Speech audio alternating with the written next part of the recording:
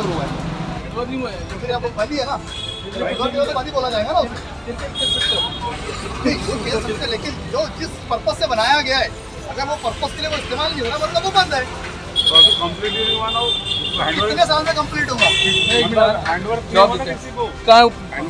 शुरू करिए। कब होगा वही तो सवाल है। 14 साल हो गए और कितने साल। तो उत्तर नागपुर में बने इस्लामिक कल्चरल सेंटर के सामने 2 दिन पहले अभी हमने एक इंटरव्यू लिया था उत्तर नागपुर के कुछ नौजवानों का, और आज दोबारा फिर से कांग्रेस के जो भी कार्यकर्ता, ये हम अपना थोड़ा आप लोग इंट्रो दे दे पहले। मैं दीपक कोबरागड़े उत्तर नागपुर ब्लॉक 14 का अध्यक्ष हूँ कांग्रेस कमेटी का, उसी प्रकार संजय गांधी नेता योजना का भी अध्यक्ष हूँ। मैं आसिफ शेख ओनली फॉर राउत साहब का समर्थक हूँ, कांग्रेस का। मैं डॉक्टर नियाजुद्दीन सिद्दीकी, सचिव नागपुर शहर कांग्रेस कमेटी का और MSCB उत्तर नागपुर का अध्यक्ष हूँ। अकील अफसर नॉर्थ नागपुर कांग्रेस अल्पसंख्यक विभाग अध्यक्ष। बिलाल शेख कार्यकर्ता उत्तर नागपुर युवक कांग्रेस। मैं कांग्रेस का कार्यकर्ता हूँ जी। तो सबसे पहला आपसे सवाल के इस दरवाजे पे हम देख रहे हैं कि यहाँ पे लॉक लगा हुआ है और ये इस्लामिक कल्चरल सेंटर 10 साल से भी ज़्यादा वक्त से इस तरह से खंडर की तरह पड़ी हुई है, तो क्या वजह है इसकी? सबसे पहला आपके जो अपना सवाल किया उसका जवाब ये है कि इस इस्लामिक सेंटर का कोई अनैतिक उपयोग ना हो करके इसको अभी तक के बंद रखा गया है, इसलिए यहाँ पर आपको ताला लगा हुआ है। लेकिन कोई भी व्यक्ति, कोई भी यहाँ का इस एरिया का जो नागरिक है वो अगर हमें इसके लिए उपयोग के लिए मांगता है तो हम उसको बाकायदा परमिशन देते हैं। हाल ही में कुछ दिन पहले यहाँ पे संकल्प की ओर से बहुत बड़ा एक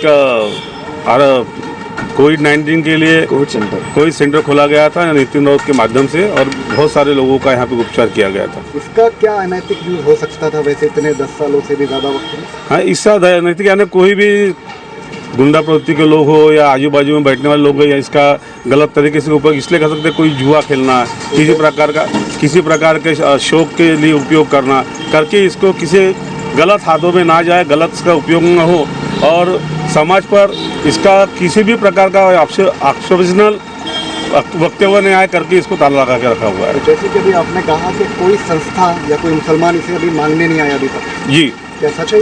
बात बराबर सच है। हम लोग तो NGO अभी तक नहीं आई इतने सालों में। डॉक्टर नितिन राउत ने बार बार कहा है कि कोई भी एनर्जी मतलब संस्था इसे हमने मांगने आती है तो हम ऐसे गुट को दे जिसका कोई भी विरोध ना हो।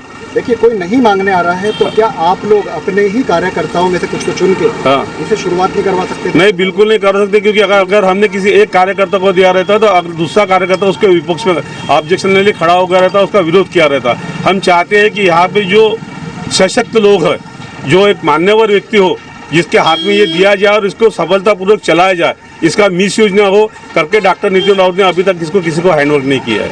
उत्तर नागपुर में कई ऐसे समाज सेवक हैं जो किसी पॉलिटिकल पार्टी में नहीं है, समाज सेवा करते हैं, तो उनके जरिए भी इस इस्लामिक कल्चरल सेंटर का एक अच्छा प्रयोग हो सकता था। कई बच्चे अब तक इस 10 सालों के पीरियड में IAS और IPS बन गए होते अगर नहीं। आपकी बात बराबर है, लेकिन ऐसा कोई संस्था या ऐसा कोई व्यक्ति या ऐसा कोई सामाजिक कार्यकर्ता इसको मांगने के लिए नहीं आया, किसी ने रिटर्न में एप्लीकेशन नहीं दिया हुआ है, अभी तक के एक भी नहीं आया है। तो डॉक्टर साहब, आपसे सबसे पहला सवाल, 10 सालों से इस्लामिक कल्चरल सेंटर इस आसीनगर चौक पे है और आप भी करीब में ही रहते हैं, तो जब भी आप यहाँ से गुजरते होंगे क्या आपकी आंखों में कुछ खटकता नहीं है कि यार मेरी कौम अगर से इसका सही यूज़ करती तो आज हमारा उत्तर नागपुर के कई बच्चे पढ़ लिख के ना जाने कहाँ पहुँच जाते, उर्दू घर यहाँ शुरू हो जाता, और भी कई इसके अच्छे यूज़ हो सकते थे। इसका यूज़ करने के लिए डॉक्टर नितिन राउत का सपना था जो इसको बनाया था। किसी मुसलमान भाई ने या किसी हम लोगों में से जो हम लोग कांग्रेस के लोग हैं, किसी ने डॉक्टर साहब को ये नहीं कहा था कि हमारे लिए इस्लामिक कल्चर हॉल बनाया जाए या हमारे लिए शादी खाना बनाया जाए या हमारे लिए कुछ ऐसा बनाया जाए जो हम मुसलमानों के लिए फलाह के लिए काम करें। वो उनकी ही सोच थी, वो उनकी एक सोच थी। उन्होंने दिल्ली के अंदर, जब दिल्ली में वो गए तो उन्होंने वहाँ पर इस्लामिक कल्चर हॉल देखा और वहाँ पर मुसलमानों को IAS IPS IFS बनते हुए देखा उन्होंने। उसके बाद उनके दिल में आया कि मैं भी एक इस्लामिक कल्चर हॉल ऐसा शुरू करूं जहां से मुसलमान लड़के तरक्की करें। ये ना तो मुसलमानों की कोई सोच थी, बहुत सारे कारपोरेटर यहाँ से गुजरे हैं मुसलमान जो हुए हैं, ना उनकी सोच थी, ये डॉक्टर नितिन राउत की ही सोच थी जो ये इस्लामिक कल्चर हॉल आज खड़ा हुआ है। रही बात इसकी नहीं शुरू होने की, उसके 2-3 कारण हैं। पिछले 2 साल हमारा कोविड में हम शायद शुरू कर पाते, लेकिन 2 साल हमारा कोविड में गुजर गया। 2019 नवंबर में कहते हमारी सरकार बनी। उसके बाद मार्च में कोविड आने के बाद 2 साल तक हम इसका यूज़ नहीं कर पाए। अभी कोविड से हम लोग निकले हैं और इंशाअल्लाह अज़ीज़ डॉक्टर साहब से मेरी बात हुई है, डॉक्टर नितिन राउत साहब से हमारी बात हुई है। वो जल्दी ही किसी संस्था को सुपुर्द करेंगे और हम लोग वो संस्था जिसको भी सुपुर्द करेंगे हम जाके दिल्ली का इस्लामिक कल्चर हॉल देख कर आएंगे।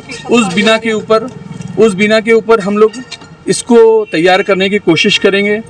और रही इसको देर होने में, वाकई मैं मानता हूँ कि देर हुई है, लेकिन बहुत देर नहीं हुई है, क्योंकि 5 साल यहाँ पर डॉक्टर माने थे जिन्होंने इसके लिए कुछ भी नहीं किया।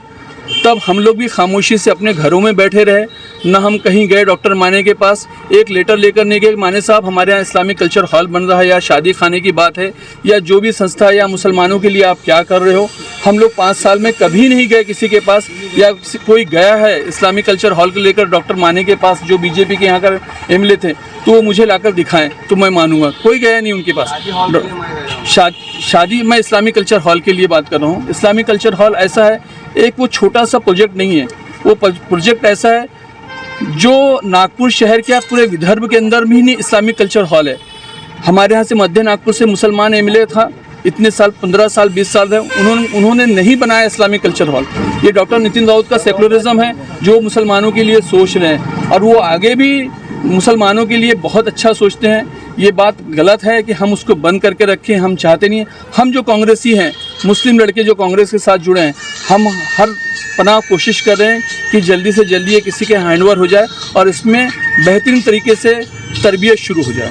जैसे कि आपने बताया मिलिंद माने जी, मेरे सिस्टर का फोन है, बाद में करते बोले मेरे सिस्टर। मिलिंद माने जी जो एमएलए थे उत्तर नागपुर के, वो उस वक्त आप लोग तो विपक्ष में थे, तो 5 साल तक आपने क्यों ऐसी वेस्ट कर दिया कि भाई हमारी पार्टी नहीं जीत के आई? विपक्ष में तो थे आप लोग, आवाज़ तो उठा सकते थे। नहीं, आवाज़ उठाने के लिए हमको जनता ने 3रे नंबर पे पहुंचा दिया था। विपक्ष में बहुजन समाज पार्टी थी, Bahujan Samaj party 2nd number पे थी, हम 3रे नंबर पे थे। सुनिए, मैं बता रहा हूँ आपको, जवाब दे रहा हूँ। जिनको पूरी ताकत लगा के मुसलमान भाइयों ने वोट दिया था, बहुजन समाज पार्टी जो 2रे नंबर पे थी, उनका भी कोई अगर गया हो डॉक्टर माने, विपक्ष में 5 साल वो थे, हम 3रे नंबर पर थे। हमने कोशिश करी, हमने दोबारा वो इलेक्शन जीतने की कोशिश करी और हमारे को उत्तर नागपुर के लोगों ने फिर से साथ दिया है, हम वापस फिर जीत कर आए हैं। तो हम ये हमारे 5 साल ख़त्म होने बहुत दूर की बात है। इंशाअल्लाह अज़ीज़ बहुत जल्द ही आप लोग को इस चीज़ की खुशखबरी मिलेगी। इस्लामिक कल्चर हॉल किसी न किसी के हैंडओवर कर दिया गया है। और रही शादी खाने की बात, शादी खाने का भी प्लान जैसा था बनाने का, आगे भी हम लोग सोच रहे हैं। शादी खाने के लिए एक बार पैसे डॉक्टर माने के ज़माने में 2.5 करोड़ रुपए वापस जा चुके हैं और ये शादी खाने की जगह के ऊपर एक छोटी सी जगह के ऊपर स्टे किया गया हुआ है। वो स्टे के वैकेंट करवाना बहुत ज़रूरी है, उस चीज़ के लिए भी हम लोग लगे हुए हैं। हम लोग ने डॉक्टर साहब नितिन राउत साहब को ऑफिस में इस चीज़ के लिए दिया है, शादी खाने के लिए भी। इंशाअल्लाह अज़ीज़ शादी खाना भी जल्द ही अपने अंजाम पे पहुँचेगा, शादी खाने का भी काम शुरू होगा।